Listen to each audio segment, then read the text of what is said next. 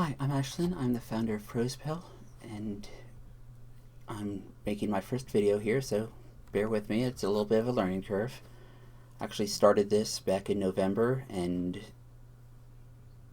Sam Altman decided to blow up everything of how I was doing it, and I had to start over. But whatever, that's how it works in this industry, doesn't it? So first things first, if you go to prosepal.io/finetune, you'll come to this page, and you'll see I have a little icon up here. If you click on that, it'll take you to a waiting list for the lore binders tool that I'll be coming out with soon. Now, unlike the Finetuner, lore binders will be a paid tool. The Finetuner is free, at least in terms of you don't have to pay me anything. There's still a cost for OpenAI. So I'm just going to go back, and if you don't like the color scheme, you can just click on the dark mode button right here, and it'll switch it to this. So first thing you're going to need to do is get your API key from OpenAI. Now if you don't know what that is, it's basically like a password, and you just click on this button here and it'll take you to this page. This is assuming that you've already created an OpenAI account. If not, you'll have to do that first. But then what you'll do is you will go and click on the create new secret key button right here. You can name it if you want, or just leave it blank. It doesn't matter. You don't need to worry about the permissions. And just click on create secret key. Now, you never want to show anybody your key. Now, and I know I'm saying that as I'm showing you my key. Don't worry, this will be deleted before the video goes live. But you have to copy it, because once you click on the done button here, you will never be able to retrieve the key again. See? And let's see, if I go here, there's no way to see what the key is. So once you take that and you're going to paste it into this box right here.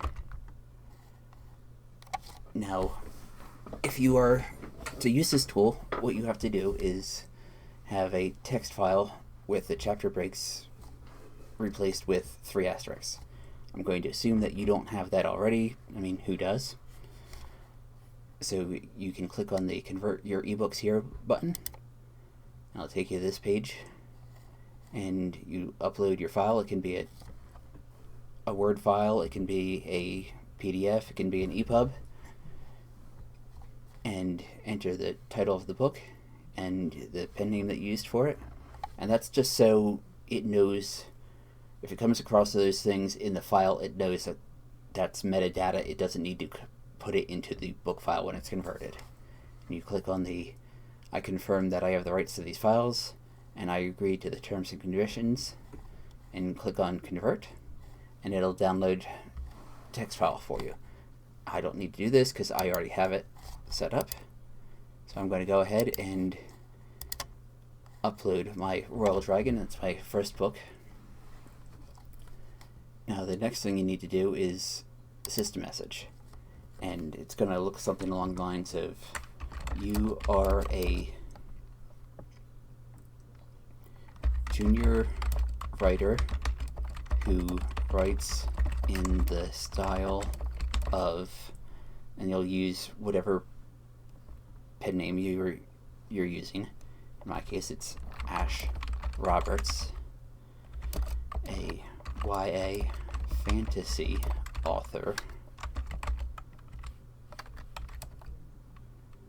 whose style is described as. And now you're going to need to describe your writing style.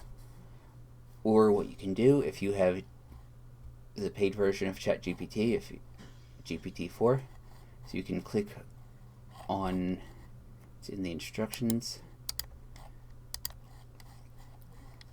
go down here, and ProsePal's writing style describer GPT,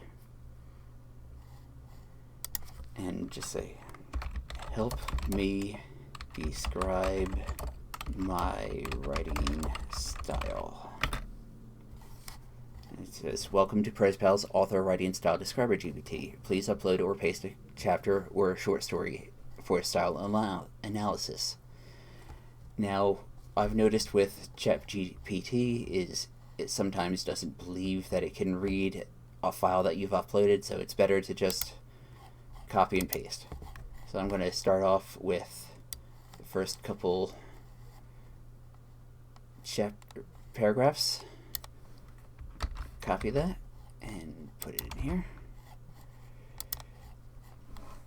and it says the passage describes a detailed immersive writing style characterized by its dynamic pacing, vivid description, and internal monologue to enhance the narrative. The pacing is effectively managed, starting with a slower reflective tone as the protagonist recalls. You get the point. Now that it's stopped, say, here is the second piece to analyze. And I'm going to do right here.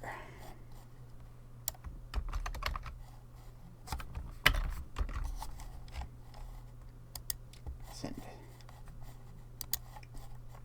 Now that I've got 2 analyses done, I'm going to say, please combine these into a single analysis to describe my writing style and voice to be used as instructions for an AI.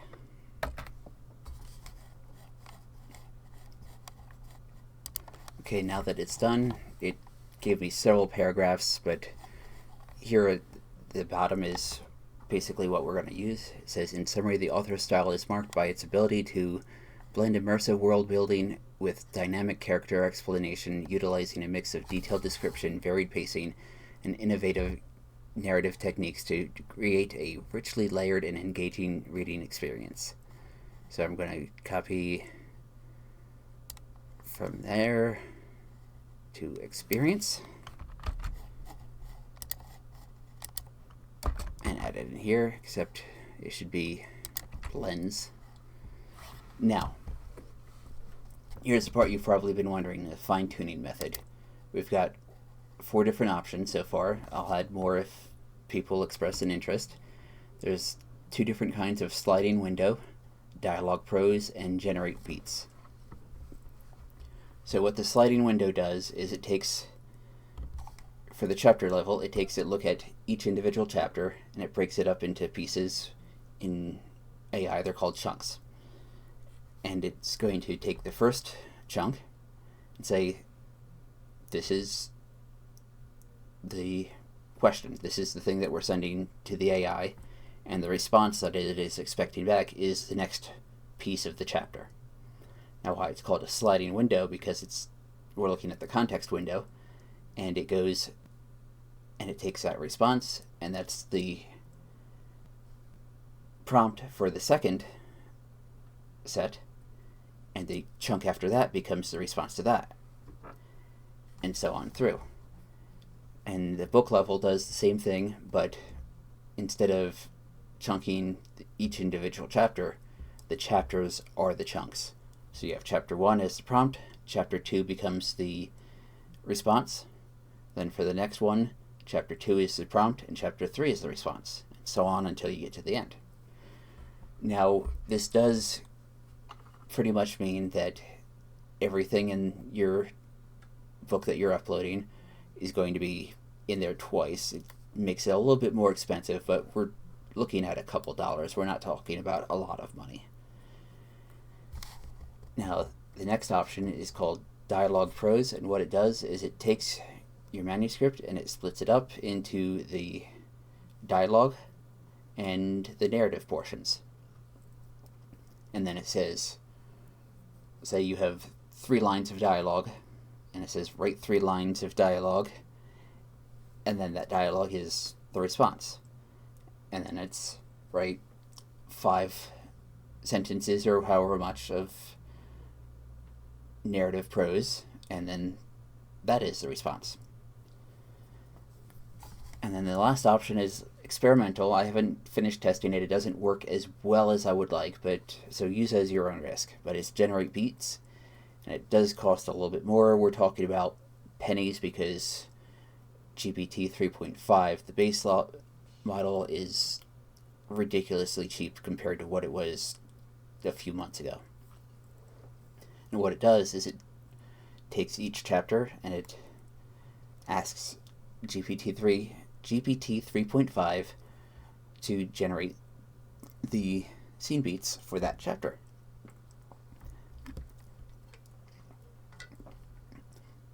And then what we do is it takes the beats that were generated and makes that the prompt, and then the original text that it generated the beats from becomes the response, which is going to be the most like how you're going to be using it in the first place. I mean, you're not going to go into ChatGPT or whatever and say, write me 5 lines of dialogue without any context. You'll get a completely random result. Likewise, you don't really upload a chapter and ask it to write the next one. Again, it doesn't know what it's doing there. But in terms of having a style that sounds like you, any of these will work. So I'm just going to use dialogue in prose, and I am going to confirm that I have the rights to these files and agree to the terms and conditions. And you can look at the terms and conditions if you want. They basically say mostly that you need to have the right to use these files, you're using all this at your own risk, yada yada yada. And then fine-tune GPT 3.5. I do not need to save the key. And we get some messages here. It says fine-tuning. Now this could take a while. People are saying that it can take an hour, and most of that is just waiting for your turn for OpenAI's tooling for this. It can take a while. Now when it is done, you will have a link over here that allows you to download a file called a JSON-L file. What that means is it's JSON. It's a formatting that is commonly used in a lot of programming stuff and AI stuff. And it's lines, so each line is its own piece of JSON. And basically, each one is a system message prompt response. And that's just how it would be used if you were using GPT-3 or GPT-4 in the back end, and how that would be,